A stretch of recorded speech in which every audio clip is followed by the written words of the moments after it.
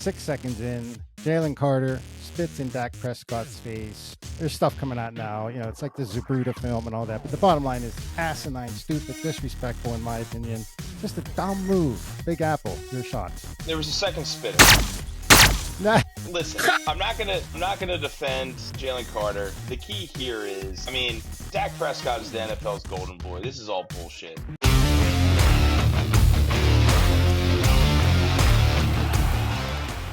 You're listening to Unmuted with Papa Mutes. Welcome to Papa Mutes, everybody. We are back inside the bird's nest with Big Apple, Big Cannon, Chipper. Scourge is in the mountains with Aaron Rodgers, looking for darkness. He may join in, but right now we're going to go with Big Apple, Big Cannon, and Chipper. Game one in the tank, 24-20, Eagles win. Ugly win, and it starts right at the beginning. Let's get right to it. 6 seconds in, Jalen Carter spits in Dak Prescott's face. There's stuff coming out now. It's like the Zabruta film and all that. But the bottom line is asinine, stupid, disrespectful, in my opinion. Just a dumb move. Big Apple, your shots. There was a second spitter. Listen, that's right. I'm not gonna defend Jalen Carter. The key here is, Dak Prescott is the NFL's golden boy. This is all bullshit. He taunted him. Jalen has to be a bigger man, but he's a young guy. He has his troubled past. He has some anger issues, and he needs to grow up. I think the Eagles should fine him heavily if they can internally. I think he knows what he did for the team. He put his team in a really bad position in the game. But I will say the silver lining is his replacement, who was going to be a rotational player in Jordan Davis, skinny Jordan Davis, looked phenomenal. And he was extremely effective, extremely efficient, making plays in the run game, making plays in the pass game. And he would have had a sack that if he made that tackle, but otherwise he was unbelievable. So, it was a disgusting start to the game. It cost us a touchdown basically because they didn't adjust on the fly. I thought Vic did a great job in the second half, running the stunts, bringing Jihad in there and having him loop around and making the plays. And we'll get to Jihad, but I'll stop there. Disgusting. No excuse for it, but Dak Prescott's such a loser. Big Cannon. Papa Mutes. There's a jersey that I'm wearing specifically for the pod here today, and that is Jalen Carter's jersey. I agree with Big Apple. There was a second spitter. And by the way, the thing is, when you watch Dak, he spits. Now, Dak says, I had the spit. He spits, and then he gives Jalen Carter the head nod, as in to say, that's for you. Now, granted, should he have spit on him? No, absolutely not. As a matter of fact, I will tell you this. At halftime, I called my house to ask my parents if they were watching the game what their thoughts were. And my mom was so upset that she thought that we should trade Jalen Carter. I said, I wish y'all cut him. I said, he's the best player on the defense. My mom said, doesn't matter. He has a character flaw. So, it was certainly upsetting what he did. And I will say this, because people are jumping down Jalen Carter's throat. I've seen tweets today this is why he fell to 9. The last 2 years, he's had no issues. People thought he was going to have major off the field issues. Has not had those issues. He plays with an edge. Make my day. The team is an emotional team. Wants the players to play emotionally. So obviously, do you want him to spit? Absolutely not. Big mistake on his part. I agree. But people were saying, he needs to get the suspension. It was all over social media. Yeah, there's no precedent for a player who was suspended in game to getting a second game in the NFL. It just hasn't happened. It would be insane. Not saying that the Eagles couldn't do something. Right. Well, that's why I'm going to go to Sirianni now. Nick, Coach, what is your, whether you agree or not? I think we all agree. Dumb thing. You don't spit on someone. But What's your discipline? What's your move if you're Coach Sirianni? What do you do? Yeah, complete knucklehead. I would lay down the hammer. The good thing is this happened week 1. first game of the season. You got 10 days now through the Thursday night game. I would, and this isn't my original take, I would suspend him for the Kansas City game to send a message. Wow. Because, I mean, you're living in the present too much if you think that this is not. It sends no message to give him the riot act in the locker room, to make him apologize in front of his team. He's not going to learn anything from that. You lose to Kansas City next week without Jalen Carter. It's fine. It's a long season. In the long run, I think it's better for him and it's better for the team. And if you win, then hey, you just won without you guy. Like, you're not gonna get away with everything and then come back. So I actually would suspend him for the next game, regardless of what the NFL does. Wow. I mean, I'm thinking a half. Sit him for a half. But what does that do? I don't know.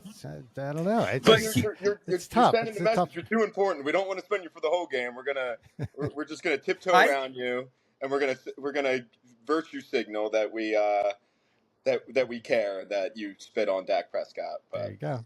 I will say, and Dak is kind of a swarmy move, but it's a savvy QB move. Like, you can imagine Aaron Rodgers doing the same thing, or you can even imagine like Tom Brady, like baiting a guy who he knows is a hothead.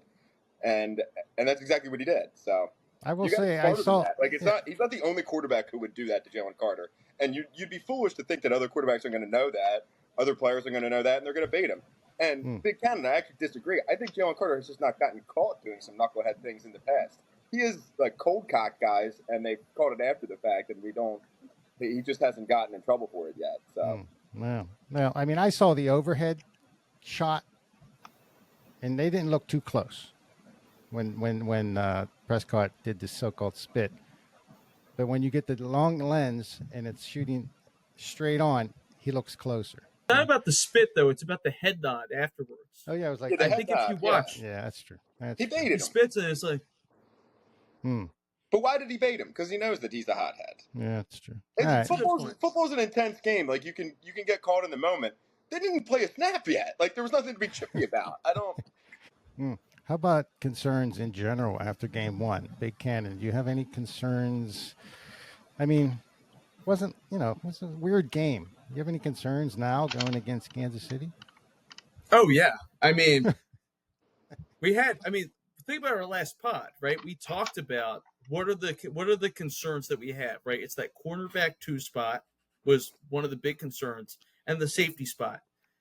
The cornerback 2 spot, Adoree Jackson, sucked. How many plays did you see where number 8 was trailing CeeDee Lamb, right? And let's be honest here. CeeDee Lamb, thank God he dropped some balls, right? Because if he didn't, I think we'd be in big trouble. We might be talking about a loss here.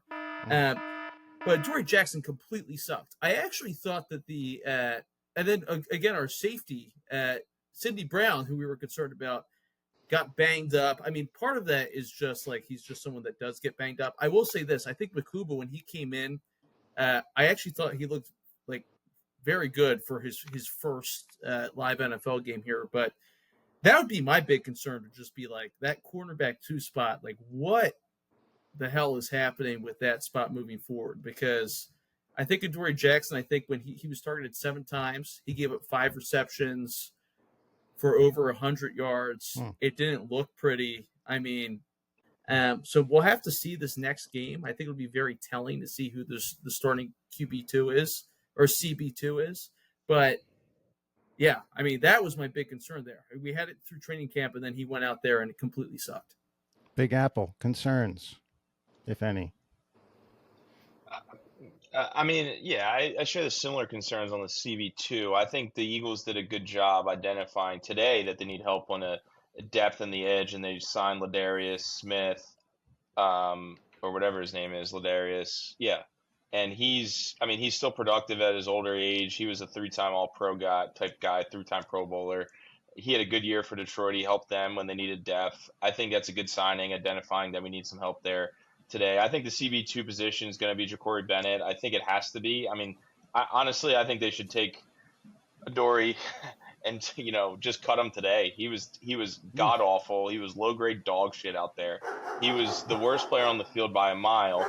But I mean, all these things saying is, I mean, Dallas has a very solid receiving core. I mean, you're playing next week against Kansas City, who has not a good receiving core, strength in the middle of the field, and of course we got Cooper DeJean there, and then Xavier Worthy probably is going to be banged up. He just went out earlier this game, hot off the press, with a shoulder injury. So they're down to Hollywood Brown and an old Juju Smith-Schuster, and Adoree Jackson could cover them. So it's think about last year when we were Vic gets his hands on these guys, sees what they can do. The Eagles clearly knew they needed to upgrade CB2, so they brought in Bennett. And, we're going to be going into next week. You got some time. It's going to be a 3-4 week project. But I will say before we get into what Chip thinks is, the best player on the field last night was Jalen Hurts, and it's not even a question. And that is what's shown through to me is that we have a guy who can game manage and run this thing. And that's the most important thing.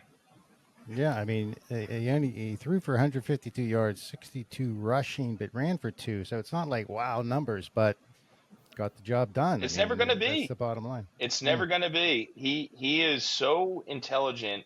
The ball comes out when it needed to go out. He attacked the middle of the field because they were running press coverage. You look at the All-22 today. I was looking at it all day, and these guys weren't open. I mean, you got 2 of the best receivers in the league, and they just were not open. He missed maybe 1 or 2 plays to AJ, and the scheme I'm a little more concerned with what Petula's running on those route trees. But again, I mean, Jalen looked off his first read, moved to the second, to the middle of the field, took the yards that were there, and got every play whenever we needed it. No question. Feet or throwing. It's a perfect game. Yeah. Chipper, just to you mentioned Petula. This is his first OC job, so to speak. What's the grade you give him for the offensive coordinator? I was thinking in praise in the first half. I thought the offense looked really crisp, and I thought it looked more creative than it did last year.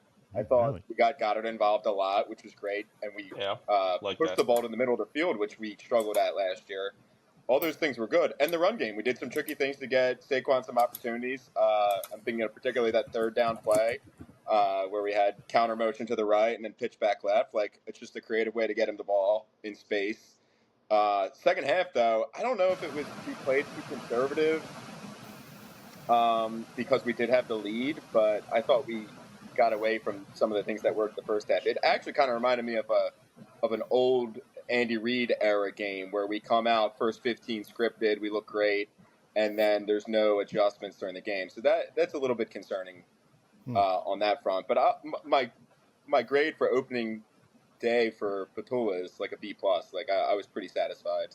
The Dickerson injury was part of the reason why we started to falter in the second half. He was getting blown off the ball. He wasn't like a lot of those run plays were his fault, and it's because he had no back, I guess. Which I'm more concerned than Big Apple is. Maybe it's Embiid post-traumatic stress with the back, but I don't think it's a good thing.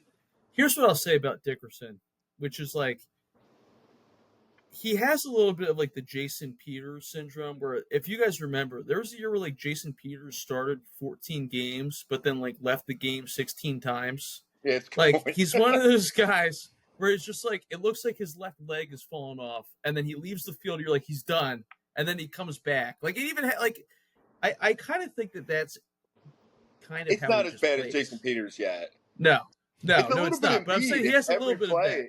Every play getting off the pile, you're like, is he dead? Is he going to come back? But previous podcast, we were talking about the Kansas City game, which is, the next game.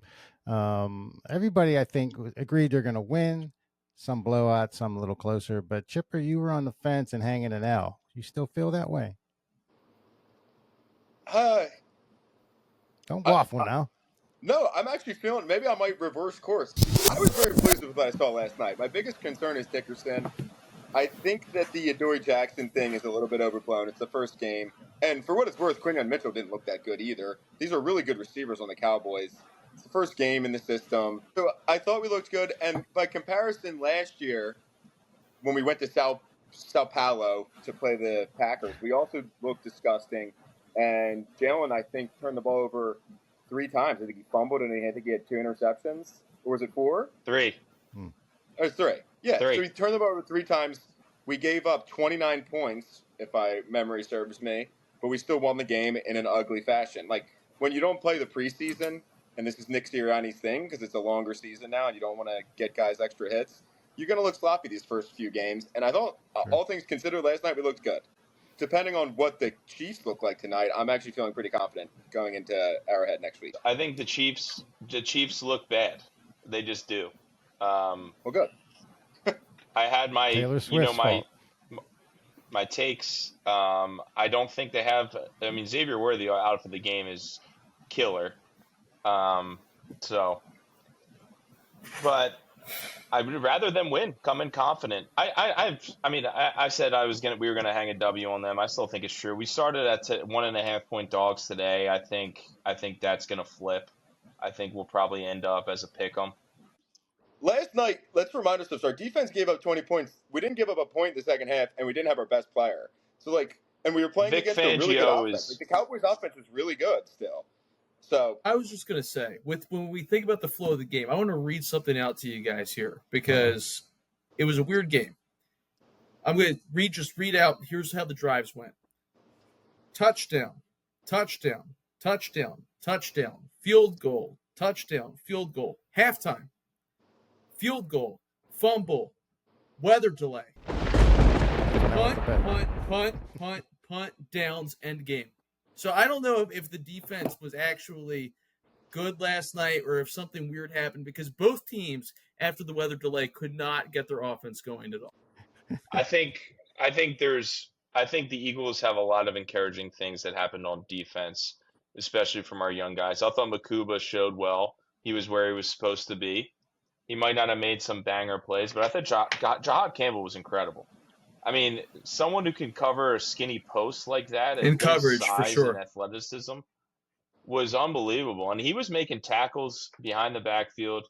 He was all over the ball. He forced the fumble. I mean, this is a guy we didn't think we were going to have for week 1, and we have him, and he's productive. Him and Zach Bond, these are two guys who can run 4.5 40s. And you saw Zach Bond save the game basically by catching Miles Sanders. And then the next play was the forced fumble. That was a huge game changer. I mean, these are insanely athletic linebackers that the Eagles haven't seen ever in my lifetime. Well, yeah, Bond was all over the field again. I mean, Campbell looked great. Bond looked like the same All-Pro we saw all last season, which was encouraging. He did. It wasn't just a flash in the pan. And you got a solid center there. You're going to get your best, hopefully, Jalen Carter back, even though I want to suspend him next game. Your middle's going to be shored up. If you got one weak spot at corner, you got every other position covered, and it looks good. And I think Makuba looked good too. So, I just think, it's gonna flow into the game plan for the offense. They're just gonna, like last night, Jalen knew I got to score every drive here because our corners are getting toasted. And it's the same thing when you play a team like the Rams who have 2 good wide receivers, or someone else who has 2 good wide receivers. But if you're playing a team with 1 receiver who's hobbled, or it's just a quarterback, I'm not concerned. So Kansas City doesn't do it for me. I mean, the Cowboys are tough out. I mean, it's a divisional game with an all-pro at wide receiver, a quarterback who puts up a regular season merchant, and they're good up in their front 7. They are. I mean, as much as I want to say they're not, they are, and they have a good corner secondary. They just have no linebackers. Those guys can't tackle shit. Jake Elliott driving that was a 55-yarder straight down the center. That was good to see, honestly, because last year he sucked. With those longer ones. Of all the new bad rules in the NFL, that's the worst one with that K-ball that they're giving the kickers before. I know they're going to be making 60 yards all year. You're going to get to the 50-yard line, and Brandon Aubrey's going to be kicking it straight through the uprights. So what? I understand what the K-ball is, but what's different this year? They used to only get it 45 minutes before the game, from what I understand, and that's a big deal for kickers, because they need to know the feel or whatever, and 45 minutes isn't all that much to get a feel of the ball. Okay. Now they get the ball indefinitely, from what I understand. So they're practicing with this ball. They're doing whatever with this ball. So they're very comfortable with it. Roger wants more points. He wants more field goals? It doesn't make any sense. They got to change that. I'm telling you, it's going to be an issue. That's my call. But what about, I mean, Papa Butts, not to derail us at all, but what about the new taunting rules that were debuted last night with the Nolan Smith? He gets the big tackle for the loss. It's horrible. Talks a little smack, and then it's 15-yard penalty. I thought that was completely egregious, and that again, I guess the NFL, I feel like, just loves to make little rule changes like this to get us all talking about it. But I thought that was crazy egregious last night. Yeah. It's America's agreed. team, Andrew. They're gonna give Cowboys. I mean, it was classic. I mean, that was that was nothing. Nothing. Yeah. Yeah. It's a good play too. It stinks that now he's not getting the shine for a really good play. Yeah. And then next week, Chipper said maybe a ref show. I don't know. We'll see. I'm nervous. I think it's gonna be close next week. I think my Especially if the Chiefs are my 0-1. revised pick. Well, Exactly. I think revised pick will be 27-24 Birds, but They don't have the roster. I'll say it again. They don't. And Travis is soft. he's softer than dog shit in the rain, Papa Mute. All right. So let's put a wrap on this. Next week, we all confident that we beat Kansas City. I know Chipper's on the fence, but I want the truth. You can't handle the truth. I'm in. I think that we're going to win. Score prediction 31-17. Ooh. All right. Big Cannon. Score. I think it's 27-24. I think the Eagles can't resist being a little dramatic. We're gonna be sweating it. I do think that Hurts comes in, gets us the late drive there for the field goal to break the tie. I like it. And Big Apple. Oh man, I don't see them being able to score much on us. Give me 28-16. All right. I'm going to go Weird score. 32-21. They're going to scheme some stuff up that's going to put Adoree Jackson in a tough situation. They're going to be making him choose, or they're going to be making him think hard next week. And I get concerned about that, the scheming of the game plan for next week against the Got to give him defense. some help. If I know my Italian brother Vic Fangio, I'm going to tell you Adoree Jackson is going to see less than 20% of the snaps next week. He's Who you done. putting That's in? what I hope. Guy's cooked. Who are you putting in? Bennett. Yeah, Ja'Cory Bennett, and then you get to help with Cooper DeJean on the outside, and you got to let Q run. They don't have enough on the outside. They're not going to beat us that way. Well, let's say they do sit Jalen Carter. I mean, how much of a swing is that for Kansas City? I mean, that's a Big because move. I mean, Isaiah Pacheco is a good runner, and they're not bad interior. Yeah, it's a big loss. I don't think it's insurmountable, but it's a big loss. You also saw it in terms of the pass pressure last night. I was a little bit unimpressed by Jalen Carter, and I actually thought I would see more out of Nolan Smith on the pass rush, especially when he got one-on-ones. But hey, first game. Uche was good. Jordan Davis was good. I agree. Jalen Hunt was bad. He wasn't good. I bet you the first pass of the game is to A.J. Brown. It's the same playbook they did when Devontae Smith got zero catch. Going for nothing. The Big Apple Gambling Corner pick of the week. All A.J. overs. Okay. Bet the house.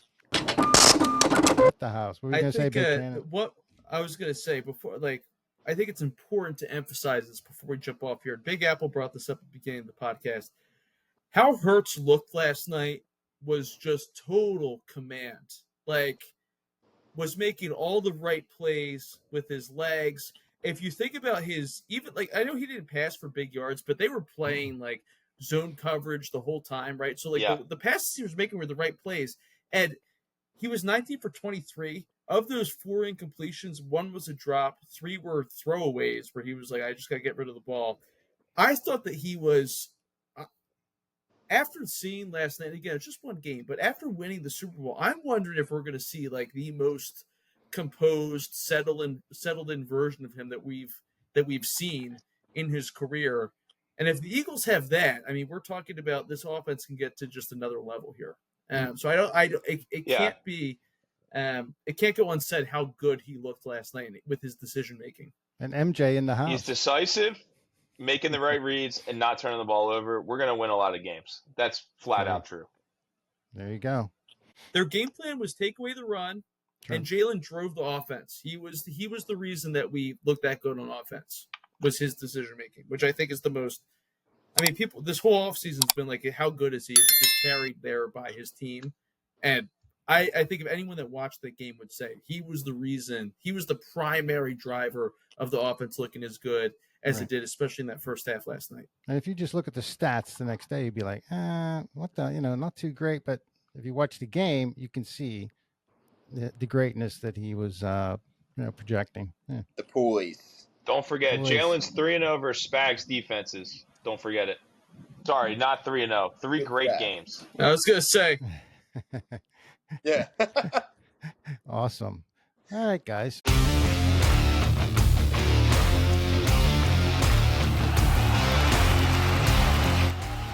You have been listening to Unmuted with Papa Mutes,